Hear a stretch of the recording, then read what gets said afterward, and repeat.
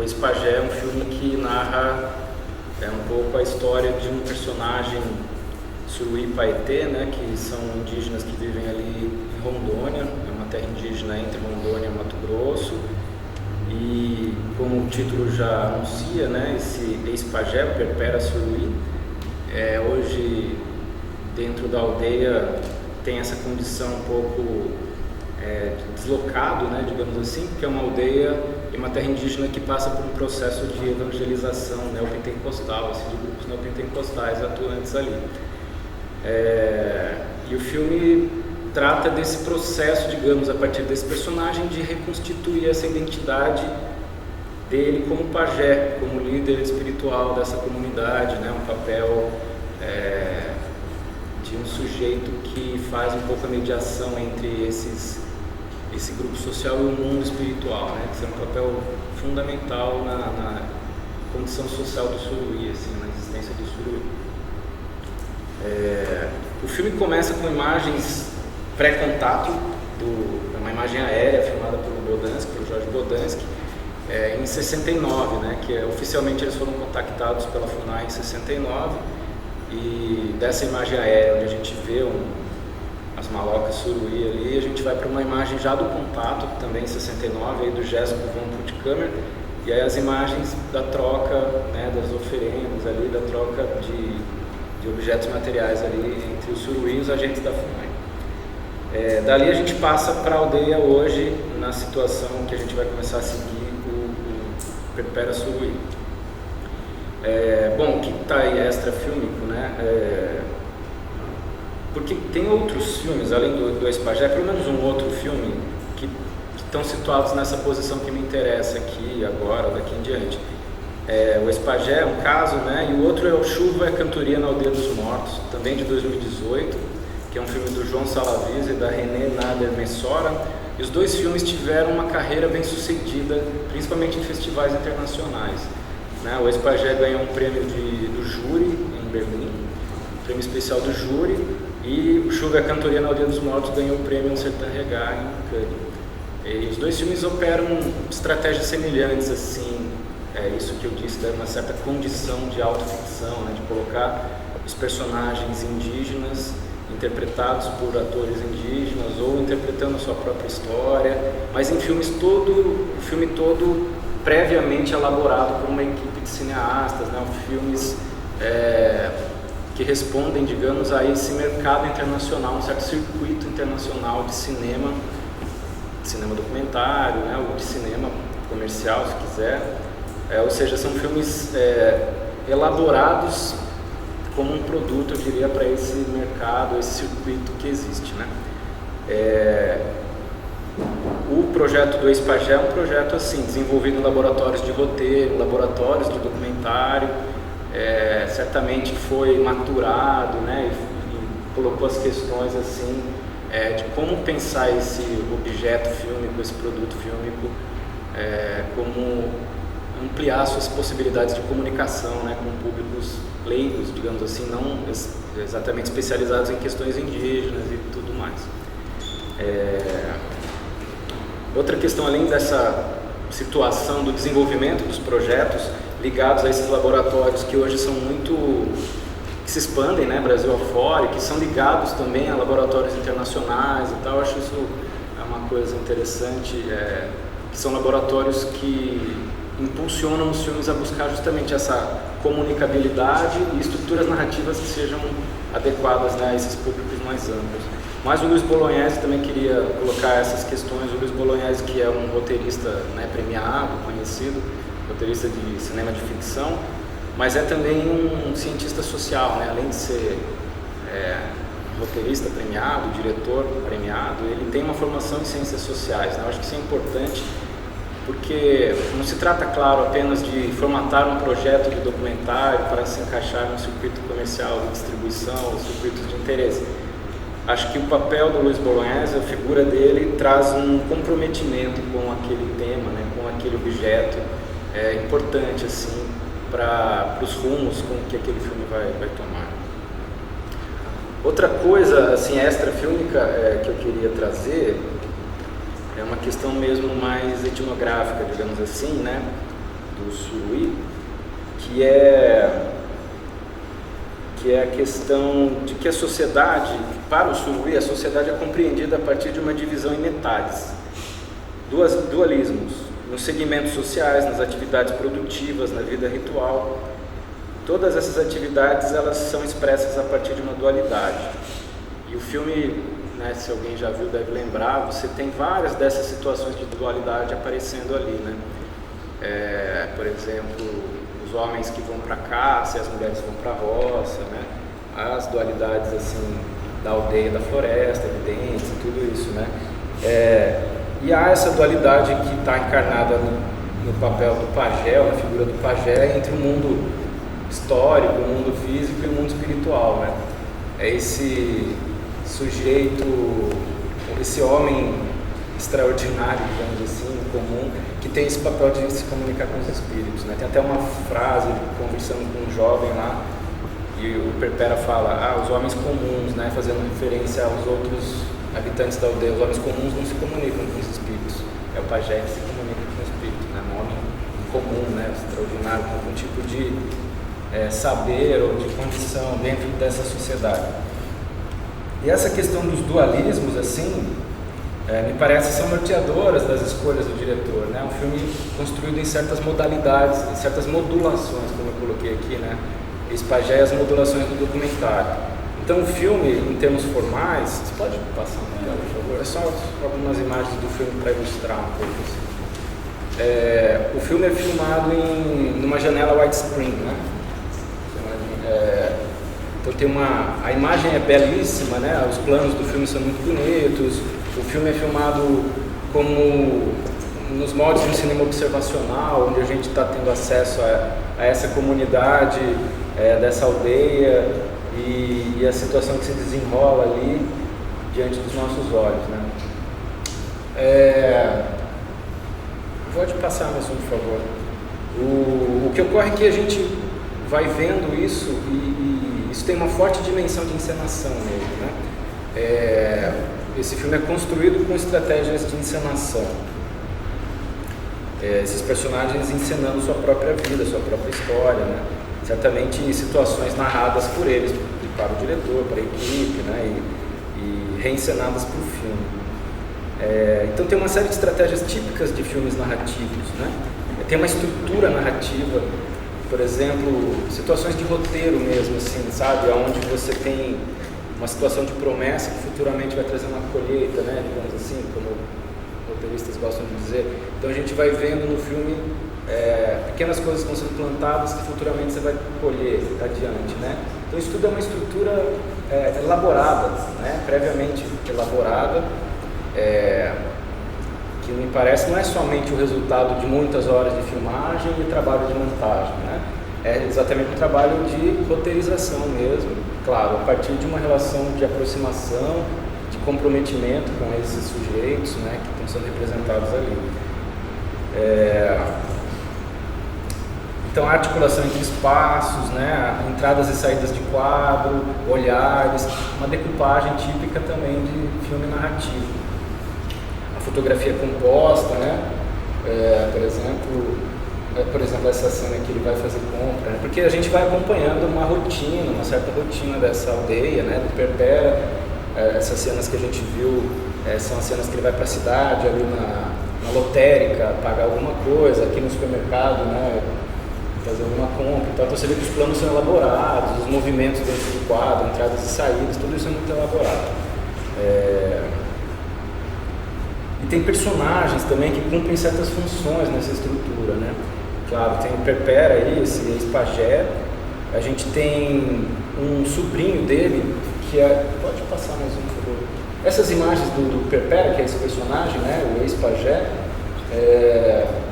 são imagens, há várias situações onde esse personagem que está deslocado, digamos, né, porque ele já teve um papel protagonista nessa comunidade, hoje ele é um ex-pajé, porque o pastor evangélico diz que o coisa de pajé é coisa do demônio, né, do diabo, e isso tem uma presença hoje na organização social ali dessa comunidade central.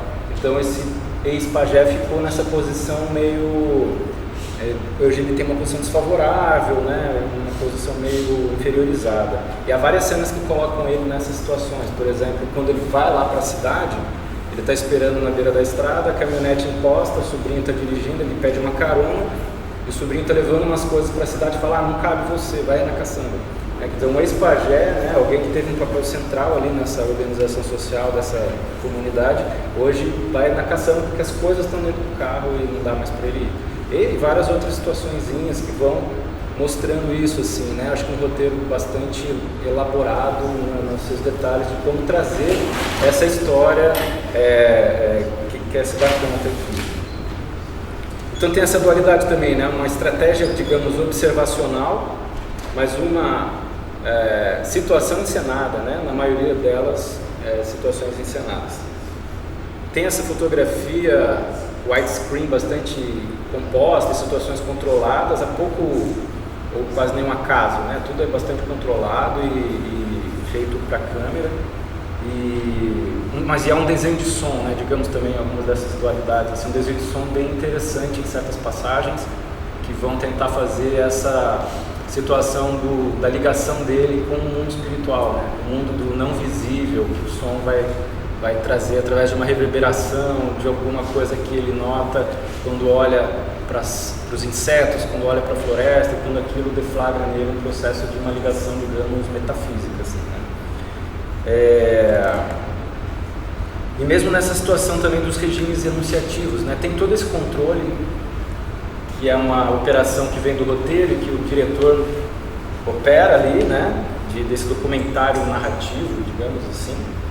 E há o personagem, né, o Perpera, que está se interpretando, né, nisso que eu chamei, digamos aqui, assim, de uma condição de autoficção, né. Ele não é o diretor do filme, ele não é aquele que então se propôs vou narrar aqui a minha própria história e tal. Foi colocado nessa condição, convidado a isso, mas certamente é uma condição que também o convida a interpretar o papel que mais lhe interessa, né? De reassumir o papel de pajé, né? O filme permite a ele reassumir uma posição de protagonismo e interpretar um papel que a ele deve ser o papel mais interessante da vida, né?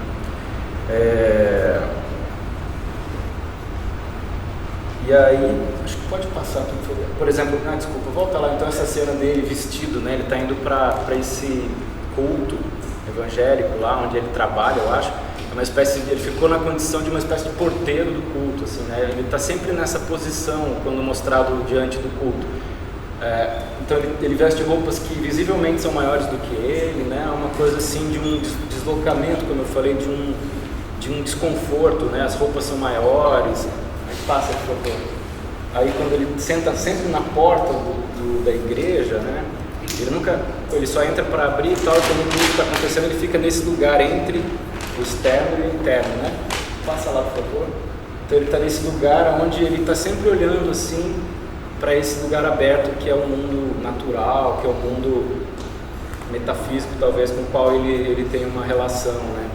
E essas cenas se sucedem e vão mudando, né? Conforme a narrativa avança nesse arco, essa relação, ele vai olhando as abelhas nas flores, e essa relação vai ganhando uma dimensão mais assim sensorial, né? E aí extra-diegética, e isso vai levar o filme para um clímax que a gente vai ver essa ceninha, digamos, que é o clímax da situação.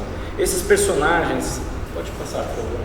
Assim também, como a fotografia é toda elaborada, né? Sempre que ele é filmado no templo, o templo é escuro e ele está enquadrado diante desse lugar assim que se abre para ele, que é, digamos, o lugar da relação com esse mundo espiritual, né? Com o mundo onde ser pajé faz sentido, né? Pode passar, por favor. Tem uma coisa interessante no filme, que é a maneira como as imagens são inseridas, as imagens técnicas, né? As imagens históricas do Surui são inseridas, né? Além dessas imagens cinematográficas do início do filme, aparecem algumas fotografias em alguns momentos da narrativa como que a disparar ou fazer certas viradas no filme para que o filme avance. Tem uma cena interessante que um sobrinho dele chega e traz um trabalho, chegou alguma coisa para você pelo correio aqui, chega uma tese de doutorado, né, um trabalho volumoso assim, Aí ele, vamos ver, daí eles começam a ouvir e falam, mas está escrito em francês, não dá para entender. Aí ele vai buscar um livro da Betty Minglin. A Betty teve uma longa relação com o Suruí, publicou trabalhos sobre o Suruí, né? O primeiro livro dela é uma versão em livro da sua tese, publicado em 85, livro de 84, que é Nós, o Suruí, né? Se eu não me engano. E ele vai buscar esse livro. E é nesse livro da Betty Minglin que ele vai encontrar as fotografias, porque ele fala para o sobrinho, né? Mas os caras escrevem tudo isso aqui e não tem nenhuma... O sobrinho pergunta, não tinha foto sua, não? Aí ele fala, não, eu tenho foto minha, mas eles não usaram, né? Alguma coisa assim. Aí ele vai buscar o livro da Betty Minglin, né? Eu acho que são dispositivos, artifícios que o roteiro usa justamente para fazer essa relação com essa longa aproximação com esse grupo, né, da antropologia brasileira comprometida com essa causa, né, e isso tudo. Aí ele traz esse livro onde tem as fotos, né, e ele traz fotos. Esse é ele, jovem, né, jovem pajé, e aí as fotos vão marcando momentos de virada no filme e nos personagens, né. Pode passar de novo, por favor? Aí ele mostrando para o sobrinho, né, e o sobrinho vai se interessando também por essa história, né. Mas como é que era ser pajé, como é que era fazer isso, como é que era fazer aquilo. As imagens técnicas que preservaram aquele momento do passado, de décadas atrás, registraram aquilo, hoje são retomadas nesse filme como deflagradores de um processo de mudança dentro do filme, né, dentro dessa diegese construída aqui do filme. E aí tem então esses personagens. Na cena, na imagem anterior, a gente está vendo um sobrinho mais velho, né, que é esse que dirige, que vai para a cidade, que volta, que traz coisas para ele. Aí, na próxima, por favor, esse menininho que ele chama de caciquinho, né, deve ser o líder, o filho do líder, né, político ali e tal, do cacique, e que também no filme vai começando a se aproximar do Perpétua e vai observando o Perpétua e se interessando por aquele conhecimento que ele detém, pelo conhecimento tradicional. Aqui ele está ensinando o menino a flechar, né. E o filme vai lidando com essas dimensões da vida cotidiana deles hoje, né. O filme mostra a inserção da tecnologia, claro, né? Os jovens têm moto, eles têm máquinas para cortar grama, enfim, tem um monte de coisas. As crianças pequenas usam celulares, estão inseridas e distraídas com a tecnologia como qualquer criança da cidade, né? E não é esse o problema, né? A questão é outra, é da ordem mesmo desse mundo, da questão da cultura propriamente, né? O que faz deles serem Suruí-Paetê, né? Não é o fato de ter ou não celular, mas seria essa ligação com a natureza, né? Ou essa ligação com esse mundo metafísico, mais espiritual, né? Então, pode passar, por favor. Essa é outra personagem que é uma matriarca de uma família, não sei dizer exatamente se ela é irmã do Pepe, não lembro agora, mas são personagens que estão então nessas situações e que vão mudando também no decorrer do filme, né? Então os sobrinhos vão ficando cada vez mais interessados por ele, pela história dele, e essa personagem, ela foi picada por uma cobra, né? E esse é o evento que deflagra a necessidade de chamar o pajé de volta, porque quando vai para o culto, é aquela coisa de rezar para Deus e ver o que faz, né? E aí eles vão e se voltam para o pajé, falam, a gente precisa fazer alguma coisa, né? Senão ela vai morrer. Passa para frente, por favor. E aí as fotos de novo, né? Aí o Perpétua, então provocado assim, a gente tem que fazer alguma coisa, ela vai morrer. E aí ele se volta de novo para uma foto, essa é uma foto dele também, do Perpétua, com uma flauta de cura. E aí ele vai dizer, a gente precisa de uma flauta de cura, não tem mais, né? Os objetos materiais não estão mais disponíveis ali. E aí vai se buscar então, essa deflagração se espalha um pouco ali entre eles, e vai se buscar quem é que faz a flauta, chama tal pessoa, ele vai fazer uma flauta, né? Daí ele faz a flauta, aí o Perpétua vai tocar, e aí o espírito guerreiro do Suruí vai ser retomado e tal. E isso deflagra no filme essa transformação possível, digamos, para eles a partir desse reencontro com essa identidade desse personagem e esse reencontro com a sua identidade coletiva também, né, desse grupo em particular.